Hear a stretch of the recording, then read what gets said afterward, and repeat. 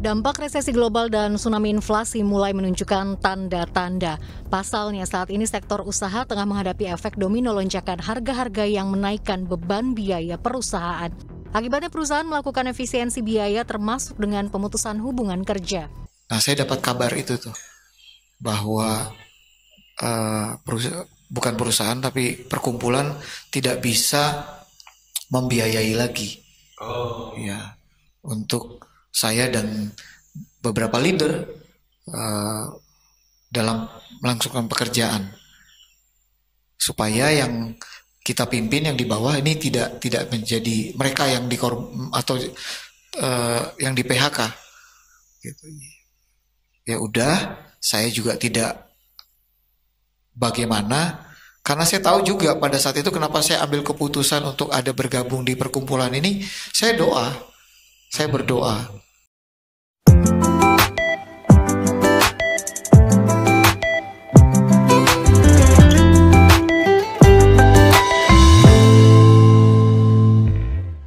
Ya, salam saudara, kita berjumpa saat ini bersama-sama Pak Glorious, nama istrinya Ibu Risma. Shalom Pak Glorious, Ibu Risma. Shalom Pak. Wah, senang nih bisa ngomong-ngomong sama Pak Glorious sama Ibu Risma. Terima kasih Pak Andi buat percayaannya, undangannya juga bisa ngobrol di podcast Redemption ya. Redemption. Jadi Redemption ini khusus tentang kesaksian, bagaimana pengalaman hidup bersama Tuhan. Ada hal-hal yang memang mungkin bisa diceritakan, bisa membagikan supaya orang yang menontonnya, melihat, mendengarnya bisa diberkati. Apalagi saat ini nih, ini lagi banyak PHK nih. Iya. Ada PHK, startup jadi start 4. Startup jadi start 4. Jadi sangat kaget, dan itu satu dunia ini yang dipecat dan yang di PHK dari startup itu puluhan ribu angkanya ya. Di Indonesia 4 startup terbesar PHK ada kurang lebih seribuan lebih. Jadi kalau dipikir apa mungkin startup bisa PHK? Tapi kita bukan bicara soal bersama. Saya bicara soal pengalaman ini di PHK. Iya. Saya kira Pak Gloris boleh bercerita ini waktu pengalaman di PHK. Iya,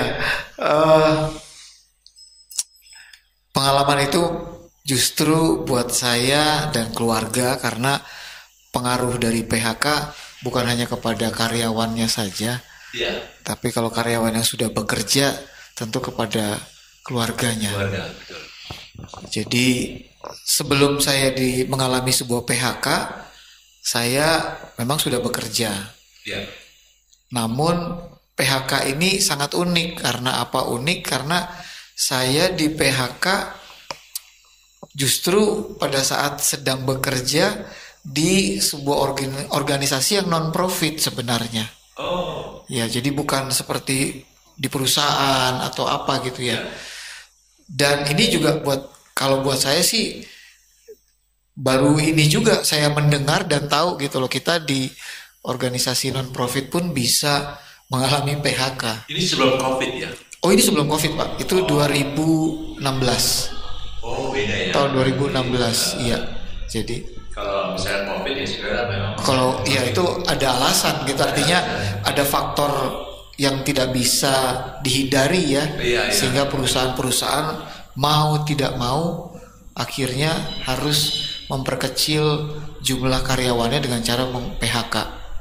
Jadi waktu 2016 sebenarnya kan ekonomi lagi bagus. Pak.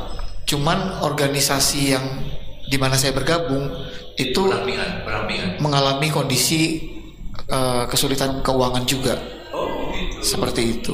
Sehingga kebijakannya saya kebetulan ada di level atas. Kita yang harus memberikan kepada yang di bawah, supaya bukan yang di bawah yang di stop, tapi kami ini. Saya ada beberapa teman. Jadi pada saat itu Jadi mungkin saya agak tarik ke belakang sedikit. Runtutannya itu begini. Saya bergabung di perusahaan non-profit ini juga setelah saya mengambil sebuah keputusan yang cukup besar juga. Karena sebelumnya saya kerja di sebuah yayasan yang cukup sangat baik ya, secara keuangan, bahkan jenjang karir yang sungguh menjanjikan. Namun dalam kurun waktu itu saya terpanggil untuk melakukan sesuatu yang lebih sosial lagi sifatnya, walaupun ini organisasi non profit juga ya, tapi kita juga di saat itu melakukan kegiatan-kegiatan untuk menambah kegiatan, mensupport kegiatan kita. Ada sister company-nya. Jadi ada sisi komersilnya juga, ada perusahaan yang dibangun untuk mensupport yayasan ini. Nah, tapi setelah beberapa tahun berjalan, saya ngerasa kok ada sebuah dorongan untuk saya bergabung di perkumpulan. Ya, saya sebutnya namanya perkumpulan aja. Nah, setelah saya bergabung di sana, berjalan ya sukacita, ya sukacita, di support habis gitu ya. Namun di pertengahan jalan ya, itu di tahun keempat setelah berjalan, nah saya dapat kabar itu tuh bahwa bukan perusahaan tapi perkumpulan tidak bisa membiayai lagi ya untuk saya dan beberapa leader dalam melangsungkan pekerjaan, supaya yang kita pimpin yang di bawah ini tidak menjadi mereka yang yang di PHK gitu. Ya udah, saya juga tidak bagaimana, karena saya tahu juga pada saat itu kenapa saya ambil keputusan untuk ada bergabung di perkumpulan ini. Saya berdoa ya, saya berdoa Tuhan confirm yang saya lakukan jalan. Nah, yang buat saya menjadi agak gusar adalah pada saat itu usia saya itu udah 40 lebih, Pak. Itu udah 40 lebih. Nah, artinya kan berarti saingannya kan lebih besar. Ya, walaupun mungkin itu belum di masa pandemi seperti yang 2 tahun lalu atau saat ini. Ya, tapi pada saat itu juga saya harus tahu diri gitu kan. Kemudian yang kedua, saya sudah lama meninggalkan hal-hal atau bidang pekerjaan saya yang dulu saya tekuni. Jadi ini saya masuk ke perkumpulan ini itu jauh sekali, Pak. Ya memang di bidang rohani. Ya di bidang rohani. Jadi sudah hampir 9 tahun saya tinggalkan semua pengalaman, pengetahuan saya di bidang pekerjaan yang dulu saya jalani. Saya di HRD, Pak. Saya di HRD dan event. Gitu. Jadi saya pegang HRD dan juga pelaksana event, ya pengawasan event di yayasan tempat saya bekerja yang terakhir. Gitu. Berarti itu sebenarnya 2008 2009 itu lagi tinggi-tingginya loh, peak-peak itu kalau betul. event-event itu. Betul, Pak. Betul, ya. Ekonomi Indonesia lagi bagus-bagus. Lagi bagus-bagusnya, benar, ya. Ya. Nah, waktu mengalami, ya boleh dikatakan terpilih untuk PHK. Iya. Karena ini lebih jadi dikorbankan 2-3 orang, dari berat dan dikorbankan 15-20. Betul, iya. Ya. Itu bagaimana perkurangan itu? Saya nggak bersikap against atau menentang, tapi saya juga nggak bisa membohongi kekecewaan saya, ya kan? Buat saya pertama kayaknya nggak ada masa transisi yang mungkin sudah dikasih tahu. Memang sempat ada pemberitahuan oleh salah seorang pemimpin ya, dan juga kebetulan pembina saya pada saat itu. Tapi hal itu bukan nggak serius buat saya, tapi buat saya kok nggak official banget ya. Makanya ini kan pembina saya, artinya gitu loh, ya kan. Kalau menurut saya harus, karena memang pada saat itu organisasi kita ada beberapa perubahan. Iya. Nah itu. Tapi herannya itu saya nggak nangkep akan bahwa ini akan dilakukan loh, akan dilakukan ini. Gitu. Memang sudah kasih gambaran, ya kamu harus siap-siap juga lah. Ya. Tapi mau siap-siap gimana ya? Gitu loh. Iya, mau siap yang gimana gitu loh. Seharusnya diarahkan ya. Iya benar, gitu loh. Jadilah. Benar gitu loh. Apa di? Mulai jadi kerjaan. Iya, kalau mungkin di perusahaan-perusahaan kan ada masa-masa pensiun, transisi dan sebagainya, dikasih beberapa pilihan dan opsi. Ya kan, kira-kira apa difasilitasi lah paling tidak. Jaraknya berapa lama waktu itu dari omongan itu sampai langsung eksekusi? Dari omongan itu, setahun lebih Pak. Setahun lebih. Kan ada dianggap informasi biasa. Benar, makanya saya melihat itu sebagai memang masukan untuk saya pikirkan gitu loh. Tapi saya nggak menangkap hal itu. Ternyata serius itu ya, gitu loh. Ya saya mungkin untuk pembina saya nggak perlu sebutin namanya kan. Nah, jadi ketika waktu itu setelah pemberitahuan itu saya baru connect karena saya langsung ngomong kan, saya kasih tahu. Saya panggilnya kan kak, tuh saya dapat info begini kak. Ya iya kan, saya udah kasih tahu waktu itu. Memang udah lama sih dia bilang. Ya maksudnya itu adalah hari ini. Ini, waduh. Ya udah katanya. Sekarang apa yang harus kamu lakukan? Apa yang mau kamu lakukan? Ya saya bilang ya saya harus ngomong sama istri dong. Dapat pesangon yang cukup besar. Ada pesangon, ya kalau dibilang besar atau kecil, saya rasa saya harus fair, itu hanya cukup aja Pak. Hanya cukup untuk 1 bulan. Iya, jujur gitu kan, cukup untuk 1 bulan gitu loh. Jadi 1 bulan lagi nih, apa lagi nih? Iya kan. Jadi pada saat itu, sorry, bukan 1 bulan, ada untuk beberapa kurang lebih 3 lah ya, 3 bulanan. Jadi dari kurang dari hasil penghasilan pokok masih ada ditambah beberapa lagi gitu loh. Ya. Namun pada saat itu memang kebutuhan kami di keluarga itu lagi peak juga. Ya, lagi peak juga pada saat itu.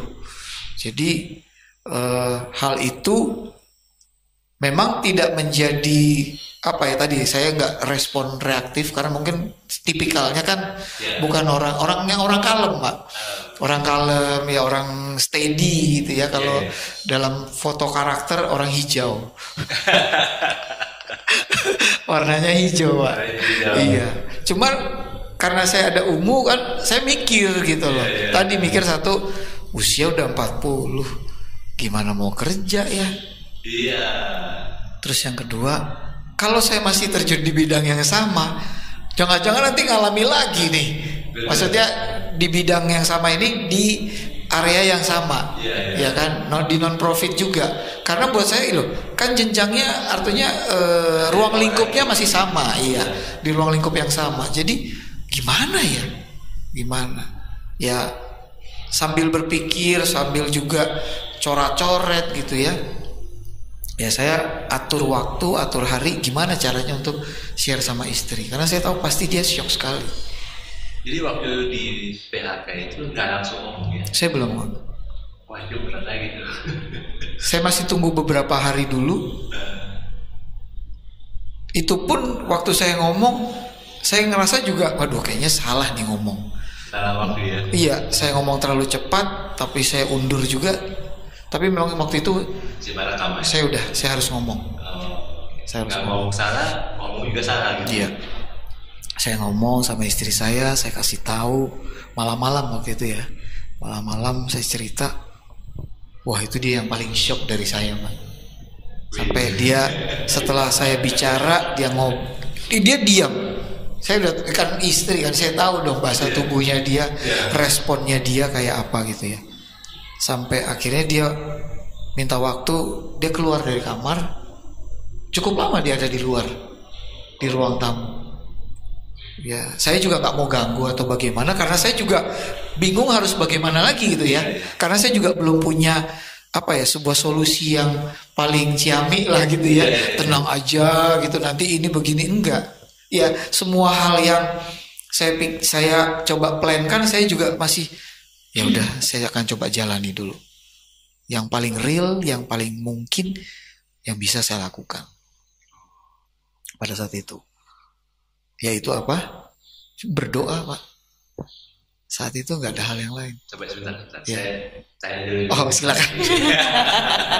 Akhirnya perasaan dia bagaimana dia waktu keluar tuh apa yang dia lakukan itu. Tidak perlu balik dong. Bagaimana di Risma waktu Pak Gloris cerita nih di PHK nih. Waduh. Ya itu kejadiannya saya ingat banget di bulan November. Jadi November udah mau deket. Natal ya. November menjelang mau akhir bulan lah. Iya. Nah, itu juga kondisinya saya baru pulang ngajar juga. Saya kan ngajar musik privat dari rumah ke rumah pakai motor. Iya. Saya pulang, ya sepanjang hari itu saya juga nggak ada pikiran kayak apa, nggak ada feeling apa-apa. Saya juga ngerasa biasa-biasa aja. Nah, sampai di rumah juga dia juga bahasa tubuhnya biasa aja.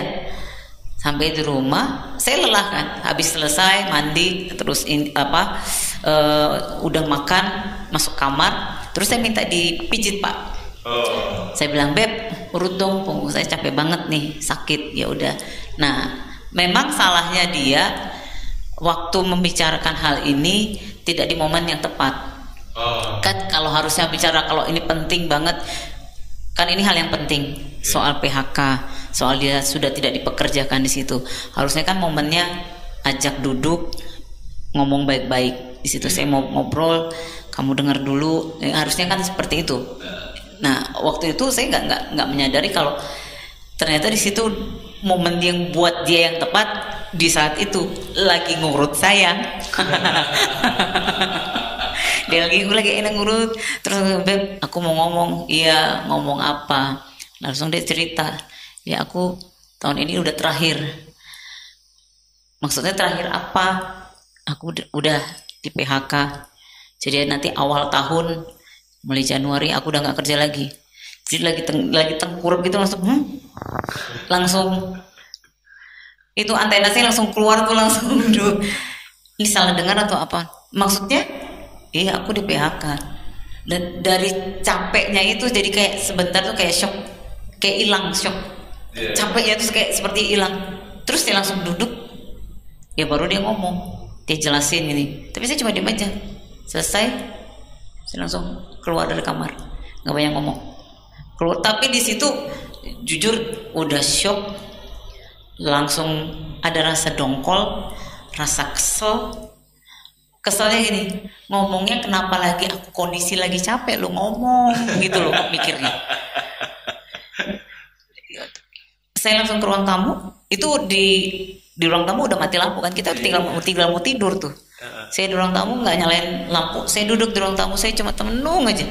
Saya nangis waktu itu, karena udah nggak bisa mikir apa-apa kan. Yang saya pikir, biasanya kan kalau istri pasti mikirnya dapur mesti ngebul. Iya. Tiap bulan. Itu yang saya pikir di awal. Gimana nih untuk tiap bulan? Untuk bulan. Waktu awal saya tanya, berarti kamu kerja cuma sampai bulan Desember? Iya. Jadi Januari udah nggak kerja. Kok nggak dikasih waktu berapa bulan dulu kayak gitu loh, untuk bisa siap gitu loh? Kenapa langsung awal tahun sudah langsung diberhentikan? Itu jadi pertanyaan buat saya kan. Nah makanya di situ waktu di ruang tamu tuh saya jadi merenung. Kok jadi gini ya? Langsung bilang, Tuhan kok jadi ngalamin seperti ini ya? Ini menjelang mau Natal, kok yang ini yang kami dapat? Jadi kayak ada pertanyaan besar buat saya jadinya. Di situ saya nangis, saya cuma ngomong, Tuhan apa yang harus saya lakukan? Jadi udah kalut, galau, karena yang saya pikirin kebutuhan rumah tangga ke depannya. Betul. Karena kan nggak bisa sebentar dalam waktu Januari dia bisa dapat kerja lagi, belum tentu dapat. Nah, itu yang saya pikirin. Dalam kondisi kayak gitu, saya tuh kayak langsung ngomong gini, Tuhan, kalaupun suami saya belum dapat kerjaan, yang saat ini yang saya dapat dengan ngajar ini, yang ini yang saya pakai. Saya cuma minta Tuhan kasih saya murid. Jadi saya udah langsung ngomongnya gitu, karena saya mikirin buat untuk kebutuhan rumah tangga. Jadi saya udah nggak mikir urusan suami gimana, enggak. Jadi saya mikir caranya gimana. Ya karena saya juga udah bisa cari uang juga kan Pak. Jadi sebagian dari yang honor saya ngajar itu, saya itu bisa pakai buat untuk biaya anak les, terus biaya untuk beli ini, beli itu, belanja buat ini, bayar buat ini, buat kartu kredit. Dan itu dari ya, income yang saya dapat. Kalau gaji yang dari suami itu pure untuk rumah tangga. Listrik, air, terus yang hal yang kebutuhan rumah tangga, dapur, pokoknya itu pure memang dari gaji suami. Terus kayak biaya sekolah anak dari suami, bayar asuransi anak dari suami. Tapi yang dari saya terima itu yang pretelan-pretelan kecil-kecilnya Pak. Nah waktu kondisi kayak gitu saya cuma ngomong sama Tuhan, akhirnya saya langsung nego tuh, udah gak ada pikir panjang lagi. Tuhan, jalan satu-satunya Tuhan kasih murid buat saya. Jadi sampai mikir mau nggak mau pasti saya akan lebih capek lagi. Karena pasti kan suami udah nggak bekerja setelah awal Januari. Tuhan kasih saya murid. Langsung saya minta muridnya hari. Kalau saya doa tuh saya tipe orangnya detail kan Pak. Saya langsung detail tuh. Tuhan buat hari ini slot kosongnya jam sekian. Saya minta wilayahnya daerah sini. Kalau hari ini saya minta hari ini. Saya menung sih sambil ngomong. Tuhan saya minta untuk ini. Jadi sampai tangan saya begini. Saya minta di hari ini. Jadi kayak udah orang ngomong dengan orang sama orang aja. Nah, saya biasa tuh kalau sama Tuhan tuh ngomongnya begitu tuh Pak, spontan, langsung ngomong gitu aja. Minta untuk murid ini. Udah, tetap nangis saya diam di situ, tapi masih mikir. Tapi waktu saya mikir juga, ini beneran gak ya? Apa ini kata suami ya? Saya diam, saya mikir, oh iya ya. Ya udah selesai, saya masuk kamar. Tapi saya masih diam sampai besok pagi saya masih diam. Karena kalau saya shock, saya tuh bisa panik Pak. Bisa panik, bawaannya moodnya langsung jelek.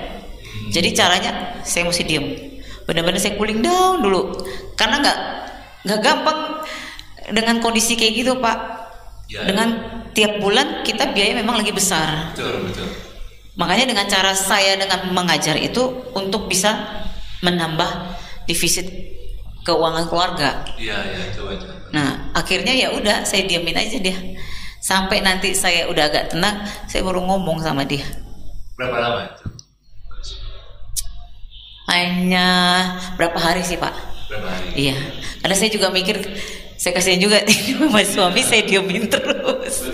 Dia juga nggak berani ngomong sama saya karena dia udah tahu. Serba salah juga. Iya, serba salah juga. Pasti dia tunggu saya dulu yang ngomong. Nih hatinya udah nggak galau atau gimana, takutnya jadi sensitif kan. Saya bisa jadi marah-marah kan jadinya. Bawa moodnya, suasana di rumah udah nggak enak. Ya udah, setelah udah mendingan, saya perlu ngomong sama dia. Nangis saya satu sisi. Ya saya juga mau dibilang udah mau pelayanan juga, sisi daging saya juga pasti muncul. Ya aku juga ada khawatir. Udah mulai bimbang untuk bayar ini, bayar itu. Gimana? Saya bilang. Terus ya yang menghibur lah. Kita percaya ya Beb, Tuhan pasti buka jalan. Ya udah, kita doa. Ya udah, saya ikut apa aja kata suami. Seperti itu deh Pak. Itu yang buat Ibu Risma jadi agak tenang ya. Yang bagusnya tuh Ibu Risma nggak langsung protes sama Tuhan. Enggak. Artinya kan biasa kalau kayak gitu kan, kalau orang yang nggak ya itu langsung nanti kok Tuhan ini ya kan kok kamu nggak bela nggak kasih tahu sih. Karena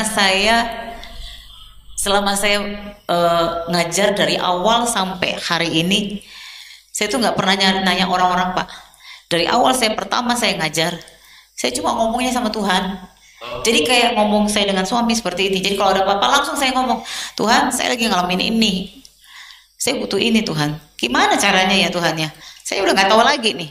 Nah nanti kalau kondisi kayak gitu juga, murid tiba-tiba ada yang berhenti. Biasanya tuh kalau kondisi yang saya harus kencengin ikat pinggang tuh kayak pertengahan tahun kayak gini, kan kenaikan kelas sama akhir Desember. Itu kan banyaknya cuti murid kan. Karena kalau cuti kan murid nggak bayar. Betul. Karena private, kecuali kalau di sekolah musik itu kan masih ada uang cuti, mereka bayar untuk bayar gurunya. Kalau saya kan nggak, karena privat ya cuti ya udah, murid nggak bayar. Nah biasanya kayak gitu. Ada yang langsung udah nggak les lagi ya Miss. Waduh, saya udah berkurang nih. Pernah sampai berkurang 3 orang langsung dalam 1 bulan itu, untuk bulan depannya 3 orang. Nah kalau udah kayak gitu, saya cuma langsung ngomongnya tuh sama Tuhan udah. Lagi di jalan ngomong itu bisa sampai naik motor tuh saya bisa sampai nangis. Tuhan, murid saya 3 orang nih hilang, udah nggak ngeles lagi. Tuhan kasih ganti, mau murid lama kek, mau murid baru, Tuhan kirim buat saya. Aku minta 3 ya Tuhan. Seminggu kemudian Tuhan kasih. Karena itu saya lakukan dari saya sejak mahasiswa. Saya sudah sambil ngajar. Kalau waktu mahasiswa saya masih naik bis ke bis. Iya, Nah, betul. nah itu saya selalu minta. Cuma caranya cuma mintanya cuma begitu. Hidup DPD ya. Iya. Itu masih ada PPD. Masih ada PPD. Itu bayarnya 500. Iya.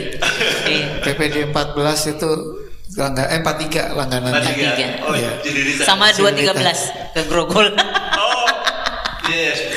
213. 13 di negara. Iya. Ini Itu Kampung Melayu. Kampung Melayu. Grogol Iya. Kampung Melayu. Ya ini orang-orang lama aja yang tahu apa Iya. ini.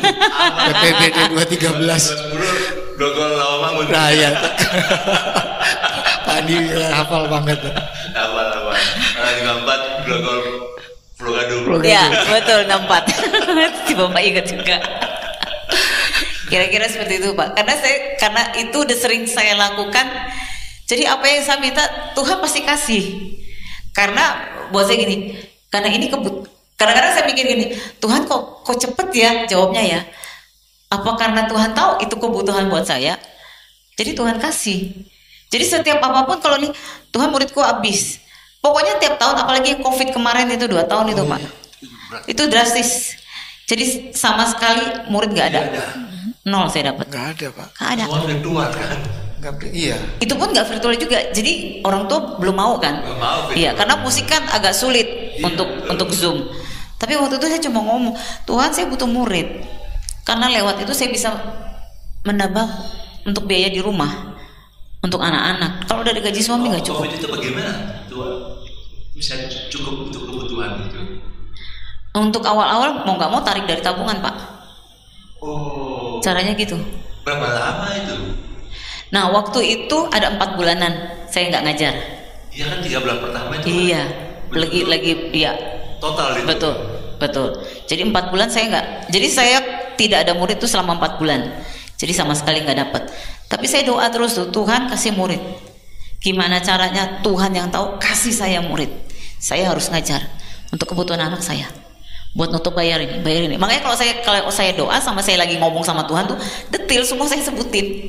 Saya butuh buat ini Tuhan. Saya butuh buat ini Tuhan. Kalau lagi jalan juga lagi belanja ke pasar, saya butuh buat ini Tuhan. Jadi kayak ngomong udah sama Bapak udah ngomong aja udah kayak temen dah. Mintanya. Sohib. Iya. Nah bener, setelah 4 bulan itu ada murid yang tadinya off dulu dengan Miss, anak saya bisa nggak boleh les lagi Zoom? Apa bisa Zoom nggak? Nah 1 muncul, 2. Jadi dalam seminggu itu udah ada 3 murid dikasih. Minggu depannya tiba ada lagi yang WA orang tua murid lagi, mulai lagi. Cuma gitu aja Pak. Jadi sebenarnya sudah terlatih ya waktu kuliah. Iya. Dan itu akhirnya jadi satu bukan kebiasaan tapi Bukan. ada satu keyakinan Iya. Tuhan tolonglah. Iya.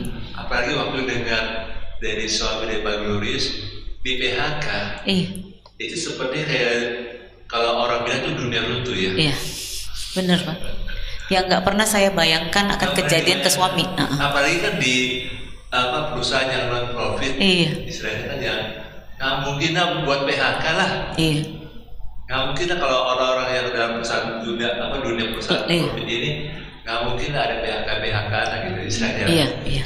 Oh tiba-tiba kayak gini. Tapi ibu alami karena sudah terbiasa dengan dari dulu. Iya. Kalau ada Dia itu bangun hubungan dengan Tuhan tuh dia kayak ngobrol antara sahabat.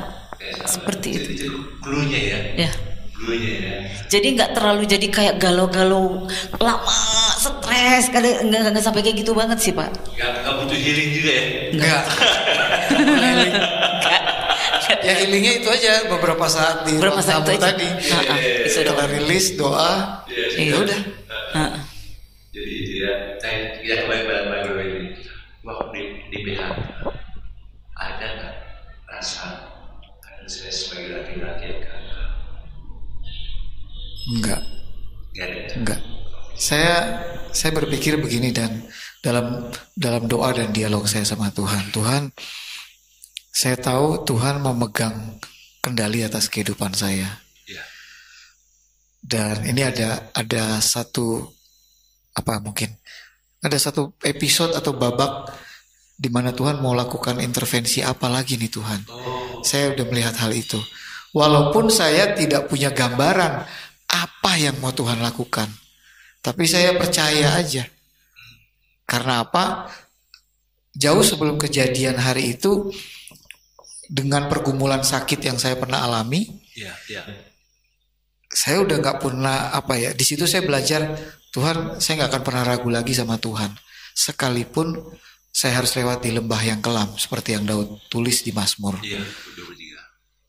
Saya nggak maksudnya saya udah nggak peduli tentang hal itu. Yang saya pedulikan adalah Tuhan pasti tetap kontrol dan Tuhan tetap pegang kendali segala sesuatu. Saya nggak perlu panik, saya nggak perlu gimana gitu. Hanya saja saya tetap harus tenang dan tetap fokus sama apa yang Tuhan mau nyatakan. Memang masa-masa itu masa yang tidak mudah juga untuk dilewati, ya.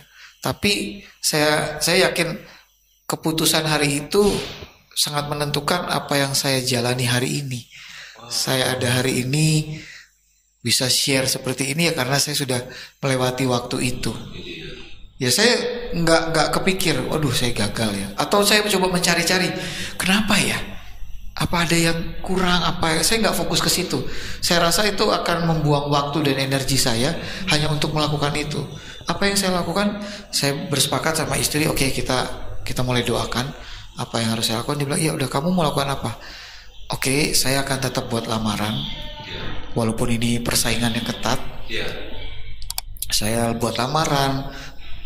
Hanya saja lamaran ini harus saya lebih selektif, yang sesuai, yang kira-kira juga make sense lah ya, masuk akal untuk saya apply. Karena kan mereka nanti kalau lihat di daftar riwayat hidup, loh ini kok kerja di sini terus kosong pindah, terus sekarang begini. Nah ini ada, nah kan saya harus pelajari hal itu juga. Akhirnya ya singkat cerita ya saya tetap lakukan kirim lamaran, buat lamaran, ya kan. Dan alhasil dari semua lamaran itu tidak ada balasan sama sekali. Dari berapa banyak? Ada 100? Nggak sampai 100 sih. Ya setiap bulan ada 4 atau 5 lah kurang lebih. Berapa itu sampai antara? Saya hanya kurang lebih 3 bulan. 3 bulan, berarti Maret ya? Iya, jadi 3 bulan. Nah, puji Tuhannya saya ada teman-teman komunitas Pak Andi. Ya, komunitas di teman-teman di Marketplace Pria Sejati. Ketika itu saya juga share sama mereka kondisi itu. Terus mereka bertanya, oke, Glorious, apa rencana kamu? Rencana saya, ya saya harus bekerja. Saya harus menghidupi istri dan anak-anak saya. Pekerjaan apa yang mau saya lakukan? Tentunya ya saya harus kembali ke pekerjaan sebelumnya di bidang yang saya miliki. Karena saya sudah coba tanya juga, saya juga sempat apply masukkan ke gereja untuk full time gitu ya, gitu. Tapi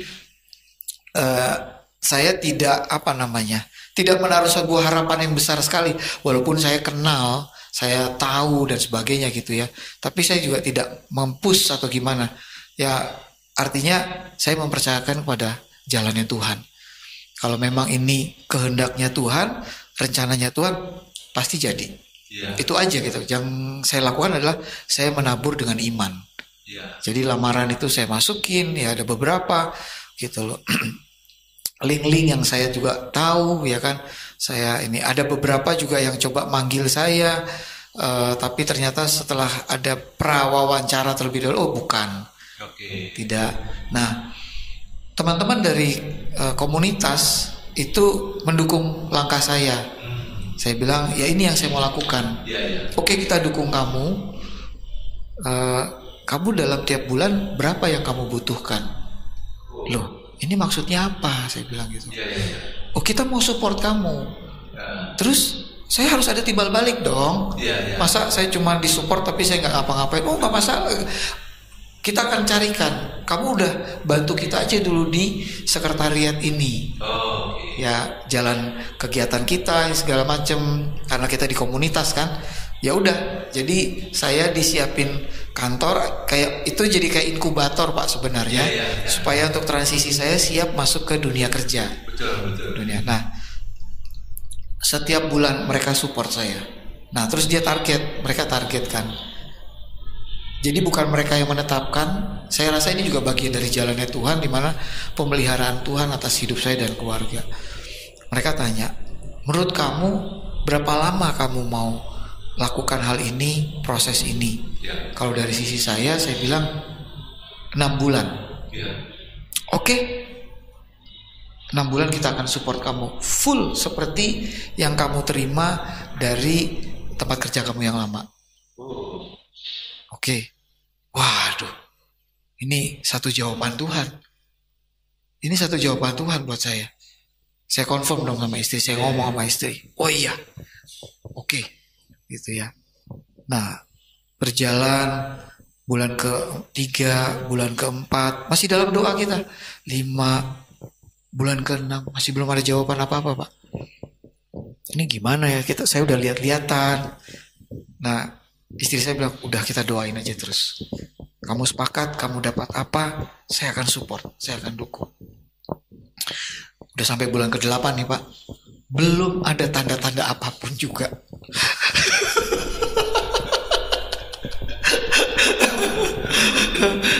Tapi pelayanan saya tetap lakukan. Ya, satu hal. Tapi saya gini loh, maksudnya nggak ada satu kekhawatiran yang bagaimana itu saya nggak ada.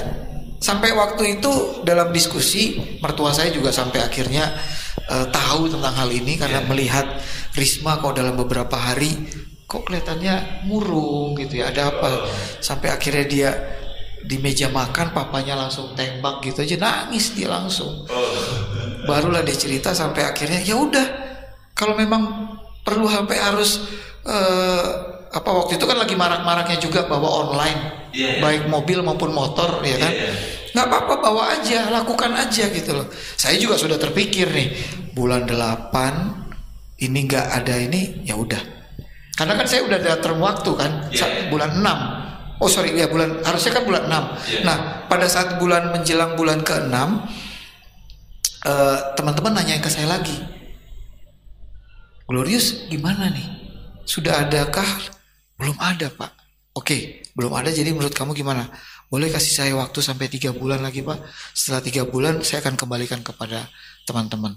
Mau tetap bersama-sama atau mensupport atau gimana, gak apa-apa. Tapi yang jelas kasih waktu saya 3 bulan lagi, saya harus ambil langkah. Mereka dengan spontan juga cepat pada saat itu langsung oke, gak apa-apa. Nah makanya itu kan udah bulan ke-7, bulan ke-8, gak ada tanda-tanda apa-apa. Di bulan ke-9, awal bulan lah ya, awal bulan, di situ wah itu saya udah doanya ini udah lebih intens ini Pak. Ya. Memang sih nggak pakai puasa sih saya, cuman memang setiap waktu dalam doa saya percaya Tuhan, saya percaya. Jadi bukan ngeklaim itu, bukan, saya percaya Tuhan pasti kasih yang terbaik. Nah di bulan itu saya dapetin untuk tergerak nama satu orang, teman di dalam komunitas, cuman orang ini jarang ketemu karena kesibukannya dia. Begitu saya dapat tentang dia, saya share dong sama Risma. Terus Risma bilang, kalau itu memang dari Tuhan, kamu belajar taat aja, kamu lakukan, kamu bertindak aja. Saya support. Oke, tapi kapan ya waktunya ya? Kapan ya? Gimana saya bisa tahu bahwa saya juga agak gimana gitu. Bener nggak sih ini dari Tuhan ya? Kata orang mungkin apa di suara Tuhan, tapi itu impresi aja, impresi hikmat yang Tuhan tuh simpelnya gini. Oke, Glorious, kamu temui orang ini, kamu datangin dia, kamu bilang aja, ngomong aja, Pak, saya butuh kerjaan. Apakah ada lowongan di tempat Bapak buat posisi saya, buat pekerjaan buat saya? Oh iya gitu aja ya. Ya udah, saya udah ngerti lah harus bagaimananya. Terus saya share sama Risma, dia bilang udah pokoknya kamu mau lakukan apa saya support, saya ikut. Kamu saya istri. Ya udah, satu waktu kita ada janjian kumpul untuk rapat dan doa itu di Wisma Agape. Saya undang. Saya juga maksudnya nggak ada satu apa ya, entahkah ini buat saya bukan sebuah rekayasa karena memang saya memplan hal itu. Orang ini saya undang, dia respon. Justru yang pertama respon di dalam WA group itu beliau. Oke, saya hadir. Saya langsung kasih tahu Risma, ini orang hadir loh. Saya mau pakai waktu ini untuk bicara. Ya udah, kamu ngomong, bicara. Ya udah, saya jalan sore itu, siap-siap beres-beres. Saya jalan bersama dengan tim, sampailah kami. Ini ya. Saya rasa itu waktu yang memang Tuhan sudah siapin. Bisa loh Pak, ada waktu di mana dia udah datang duluan Pak. Iya. Ya udah datang duluan. Kebetulan dia baru dari luar kota. Iya. Datang duluan, terus saya minta waktu. Setelah saya siap-siap beres-beres, masih ada waktu. Pak, bisa ada waktu mau saya ngobrol? Oh iya, nggak apa-apa, ayo kita ngobrol. Iya Pak, saya mau mengajukan lamaran pekerjaan. Tapi sebelum itu ya saya bertanya terlebih dahulu, apakah memang ada lowongan Pak? Saya mau bekerja apa saja. Loh, Pak Glo emang kenapa Pak Glo? Loh, Bapak belum tahu ya Pak? Ya, saya ceritain Pak. Oh gitu ya. Oh, ya udah. Kapan Bapak ada waktu nanti kita lanjutin ngobrolan setelah ini. Tapi Pak, kok heran ya? Saya itu tadi dalam perjalanan ke sini dan waktu dari luar kota di pesawat saya itu berdoa.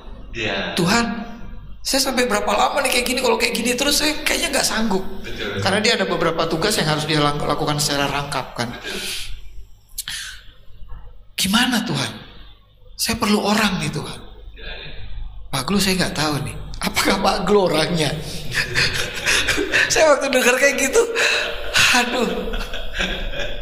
Antara ya ada rasa haru, syok juga kaget karena saya nggak berharap jawaban secepat itu juga, gitu. Karena saya ya udah saya belajar taat aja. Saya kan nggak tahu gimana gitu ya. Maksudnya saya juga nggak orang yang ngeroh-ngeroh amat lah ya, gitu yang dengar suara Tuhan lah yang kayak gitu enggak lah. Udah, oke Pak. Terus kita langsung siap-siap untuk kita mulai pertemuan dan doa dan sebagainya. Udah. Terus dalam perjalanan udah nanti Bapak pulang dengan saya aja Pak, supaya kita bisa ngobrol-ngobrol. Oke, saya juga nggak ngerti nih kan, belum tahu nih rencana, cuman udah ada jawaban gitu ya. Singkat cerita kita jalan pulang. Nah saya belum kasih kabar ke Risma tuh, saya mau surprise sama dia. Sampai di rumah baru kita saya share. Ya kurang lebih sama kayak malam pada waktu saya ngomong di PHK. Bulan ke-9, saya ingat bulan September. Itu anugerah luar biasa. Walaupun memang saya belum tahu diterima, tapi kan dari hal itu tuh saya ngerasa ini sebuah jalan yang Tuhan tuntun. Iya.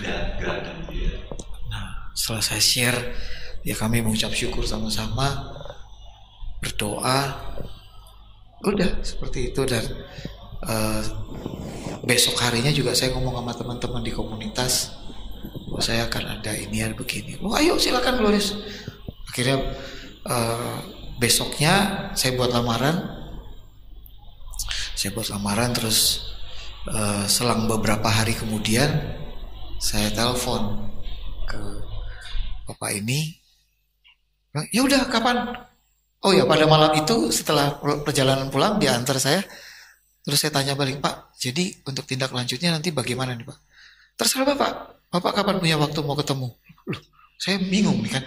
Yang sebenarnya yang lagi butuh nih gimana kok malah saya?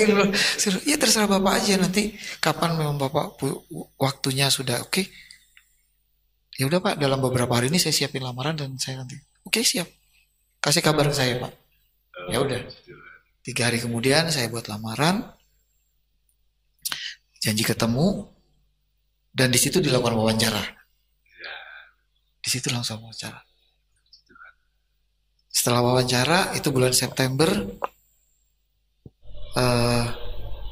awal November ya, akhir Oktober lah, saya sudah mulai bekerja di perusahaan yang sampai hari ini saya bernaung dan berkarya di sana. 9 bulan bukan waktu sendiri. Iya Pak. Tapi dari kesaksian tadi kita bisa lihat ada benang merahnya yang memang bagi orang-orang yang mengalami PHK ini, mungkin dari kesaksian Pak Gulus dan Ibu Risma ada benang merahnya yang bisa kita belajar. Pertama, latihan diri kita untuk taat pada Firman. Karena siapapun pasti mengalami kegoncangan. Ada waktu mengalami kegoncangan kalau kita tak sama firman, sesuai dengan firman Tuhan yang Tuhan Yesus beritahu tentang orang yang bijaksana, yang mendengar dan melakukan firman. Dia bagikan yang membangun dasar di batu karang, Di atas batu karang. yang menggali dalam-dalam dan meletakkan rumah ada bangun dasar untuk rumahnya dan di atas batu karang. Sehingga pada waktu banjir dan badai melandanya, rumah itu tidak roboh. Nah, Pak Glorius dan Ibu Risma sudah membangun itu dari dasar batu karang dengan taat pada firman.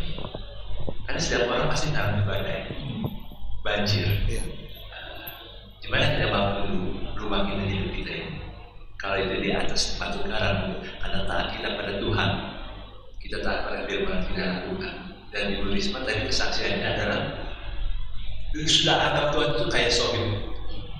Jadi kalau sudah ngomong biasa aja, seperti dengan sohib kita yang memang sudah terbiasa, dan itu yang mau nolong. Terus yang berikutnya dari Pak Glorius adalah punya komunitas dalam pelayanan. Dan waktu dalam pelayanan dalam komunitas itu lakukan yang terbaik, sehingga dinilai sama orang dalam komunitas itu, identitas kita bagus, integritas bagus, loyalitas juga bagus. Sehingga waktu masuk ke pekerjaan yang saat ini, jadi sudah dapat poin yang baik, yang positif. Betul ya? Betul Pak. Jadi pada saat kita pelayanan, jangan pikir ini nggak datang duit. Justru Tuhan bangkitkan mereka yang dalam pelayanan bersama kita itu, mereka menilai kita ini siapa nih? Bisa dipercaya nggak? Jadi kalau kita bisa dipercaya, mereka akan rekomendasi kita. Ini bagus, ini orang bagus. Jadi ini clue-cluenya nih yang saya dapat dari kesaksian Pak Glorius dan Pak Risma. Jadi artinya saudara yang menyaksikan ini bisa belajar dari apa yang disaksikan oleh Pak Glorius dan Ibu Risma, sehingga kalau juga mengalami PHK, nggak usah takut. Bukan akhir dari segala-galanya. Bukan akhir dari segalanya, tapi itu awal dari hal yang baru. Langit gak runtuh kok. Langit gak runtuh. Sebentar aja runtuh. Syok biasa. Tank aja runtuh. Gitu. Kan Tuhan juga nggak pernah menjanjikan tidak akan ada badai. Tuhan juga tidak akan pernah menjanjikan nggak akan ada hujan atau panas. Tapi justru dengan hal itu saya punya sebuah pengalaman bagaimana Tuhan melakukan karyanya dalam hidup kami sekeluarga. Bahkan saya melihat lewat proses itu, saya ada sampai hari ini dengan bergabung di perusahaan ini, itu justru hal yang lebih luar biasa lagi Pak. Betul. Yang beyond, lebih daripada yang saya harapkan dan doakan pada waktu itu. Saya nggak pernah kepikir Pak, gitu loh, benar. Saya nggak pernah kepikir, dan bahkan ya di luar lah hal-hal yang pernah saya coba pikir di waktu sebelum PHK atau pada saat itu. Jadi sungguh mungkin saya mau kuatin juga beberapa teman-teman atau para pemirsa yang menyaksikan atau mendengar podcast ini, bahwa lihatlah PHK momen untuk mengalami proses perjalanan bersama Tuhan yang lebih baik lagi. Bagaimana mungkin lebih baik ya? Ya memang mungkin proses dari hari ke harinya tidaklah mudah, betul. Tapi ujungnya Tuhan tuh menuntun. Yang harus kita syukuri adalah kita tahu dengan siapa kita berjalan. Dan Tuhan itu ada di sana gitu. Dia nggak hanya lepas gitu aja. Dia ada di sana, hanya dalam proses perjalanan ya memang kita harus pegang tangan Tuhan terus sampai di waktu yang tepat. Ya kalau saya tadi kan 9 bulan. Itu Natal Pak, waktu pada saat itu. Itu Natal paling suram yang pernah. Iya betul Pak. Jadi benar-benar living sacrifice buat saya pada saat itu. Karena ya mau gimana mau sukacita gitu loh. Iya kan. Karena saya tahu tahun depan saya nggak kerja gitu sih. Tapi ya kalau sudah bermain Natal dikasih baju apa nih? Iya, iya saya jadi harus lebih menghemat. Ya, saya harus memperhitungkan semua hal yang dikeluarkan. Iya kan, karena harus apa? Memang ada pesangon betul. Tapi kan saya harus hitung. Ya kan, ada kebutuhan juga. Betul. Seperti itu. Sekolah anak-anak yang kita nggak bisa prediksi. Ya. Mana pada saat itu anak saya sekolahnya harus tutup dan dia harus pindah sekolah. Wah, gitu, pada saat itu. Iya Pak, jadi dia harus pindah karena sekolahnya mengalami kesulitan juga, ya harus pindah. Ya ada kos lagi kan Pak. Betul. Tapi ya puji Tuhan, karena ini sudah melewati ini. Karena bagi penonton yang melihat ini, mendengarkan kesaksian ini, sudah bisa ambil kesimpulan. Apa yang bisa saudara belajar dari pengalaman Pak Luis dan Ibu Risma, sehingga itu menjadi ya hal yang memang sudah bisa buat tindakan langkah-langkah selanjutnya ini. Karena jangan takut soal makan minum, Tuhan pasti. Amin. Betul.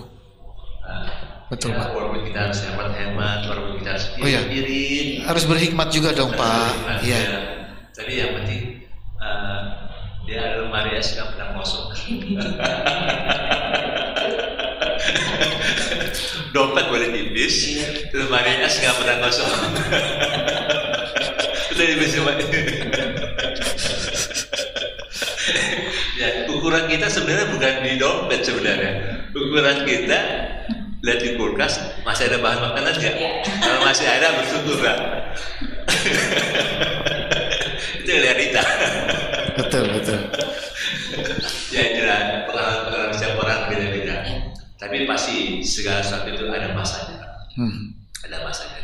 Dan jelas terima kasih Pak Glorius, Ibu Risma sama untuk Pak berbaginya dalam program Redemption ini karena ini bisa memberkati banyak orang. Saudara bisa belajar dari pengalaman-pengalaman yang ada. Biar ini menjadi berkat bagi saudara. Shalom, Tuhan Yesus memberkati. Shalom, Tuhan Yesus memberkati.